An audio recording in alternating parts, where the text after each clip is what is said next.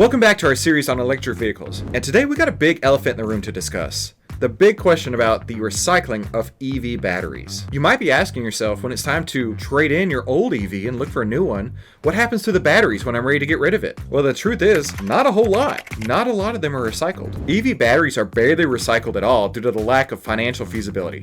But the trend is expected to reverse in time, which only makes sense because we're going to be having more and more of these batteries coming off the streets. Where do they go from there? At the time of this recording, most of your normal batteries, your AA's, your AAA's, things you pair around your house, 99% of those lead acid batteries are recycled. But the startling statistic is that only 5% of the lithium ion batteries that are coming out of electric vehicles, only 5% of those are being recycled. Most are incinerated or dumped in landfills, and that's contaminating the water and the soil. The main reason behind this is that lithium is inexpensive to mine, so there's just no incentive to recycle the lithium once the expensive metals like cobalt, they're already extracted. This is a huge challenge for the market. How can we ensure that these vehicles, which are supposedly better for the planet, also are recycled in a way that's better for the planet other than just throwing them in a landfill? The ability for the lithium-ion batteries for recycling has been increasing, and dramatically so over the last few years. And while it's not covering the full spectrum of the EV market yet, it is expected to increase exponentially by 2030. Right now, Asia, and specifically China, is leading the recycling trend globally. But it's not just the governments and the recycling companies that are taking action.